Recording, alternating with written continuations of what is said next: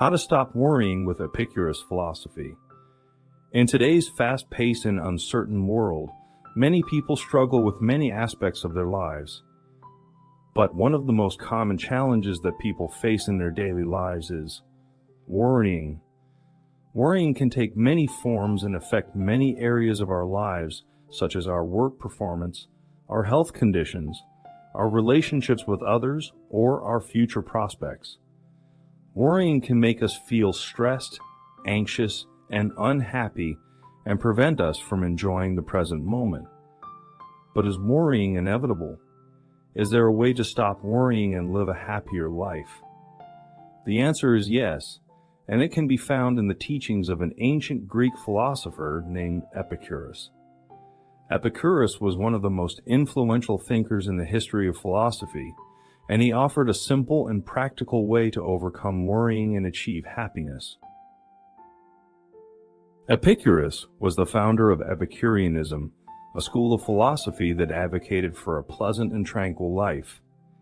He taught that the most important virtues were peace of mind, called ataraxia, freedom and the absence of pain and fear. He also practiced a technique called premeditation or premeditatio malorum, which involved imagining the worst-case scenario and how to cope with it. This way, he could reduce his anxiety and prepare himself for any possible misfortune. Epicurus also had some methods of how to stop worrying and live a happy life. Don't fear God or death. Epicurus argued that the gods are not concerned with human affairs and do not intervene in the world or in our lives. He also believed that death is nothing to be feared because it is the end of both the body and the soul, and therefore does not affect us in any way. By accepting these facts, we can free ourselves from the fear of divine judgment or eternal suffering, which are sources of anxiety and unhappiness. We can also live more rationally and peacefully, without being swayed by superstition or dogma. As he famously said, quote, "Is God willing to prevent evil, but not able? Then he is not omnipotent. Is he able, but not willing? Then he is malevolent. Is he both able and willing? Then whence cometh evil? Is he neither able nor willing? Then why call him God?" End quote. This quote challenges the traditional conception of God and invites us to question our beliefs and assumptions. In present-day life, many people still struggle with the fear of God or death, especially in times of crisis or uncertainty. Some people may find comfort in religion, while others may find it oppressive or irrational. Epicurus offers an alternative perspective that can help us overcome our fears and live more freely. For example, some people may choose to be atheists or agnostics, while others may follow a more personal or spiritual path that does not rely on external authority or dogma. Live a simple and self-sufficient life. Epicurus advocated for avoiding unnecessary desires and luxuries that could cause trouble or dissatisfaction.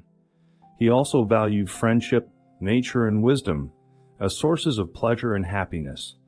He believed that by living in the present and enjoying the simple pleasures of life, such as good food, good company, and good conversation, we can achieve happiness and avoid unnecessary worries.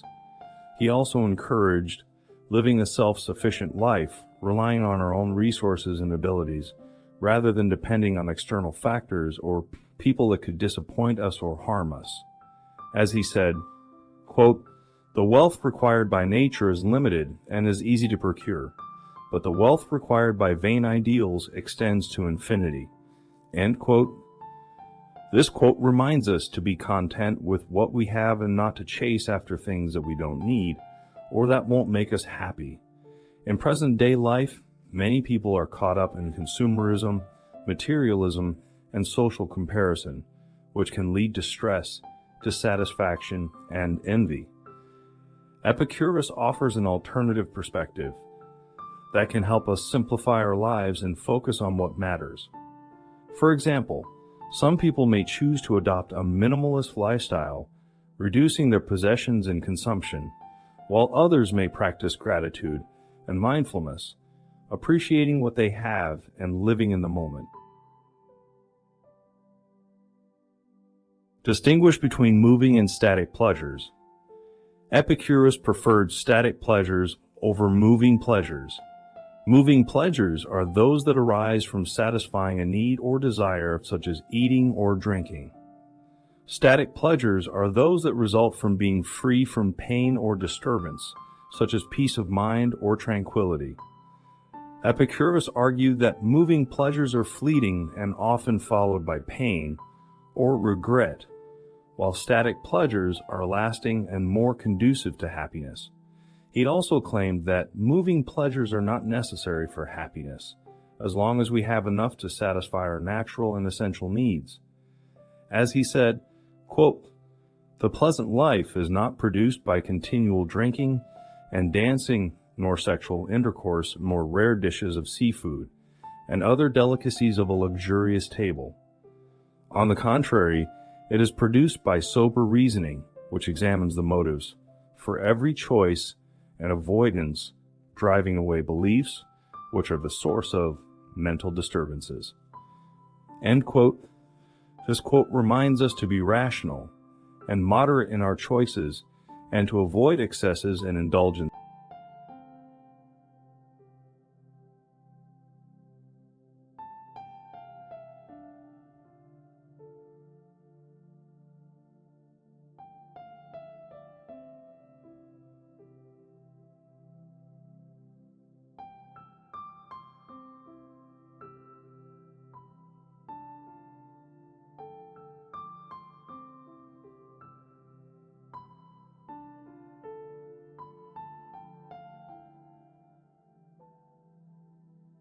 Follow a minimalist approach to life.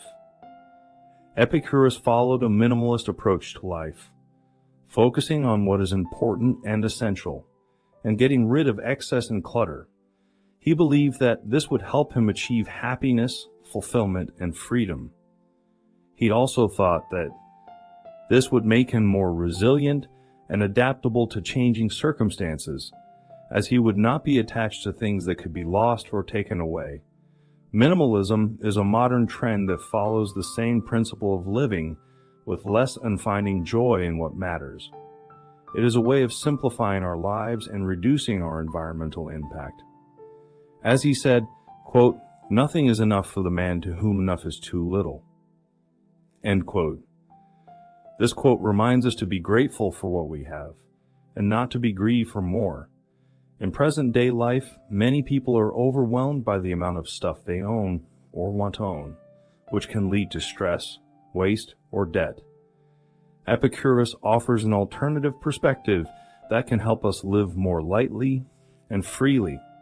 For example, some people may choose to declutter their homes and donate their unwanted items, while others may practice conscious consumption and buy only what they need or love. By following these methods, we can learn from Epicurus' philosophy and stop worrying about things that are beyond our control or do not contribute to our happiness. We can also cultivate a positive attitude and a grateful mindset that can help us cope with any challenges or difficulties that may arise in our lives.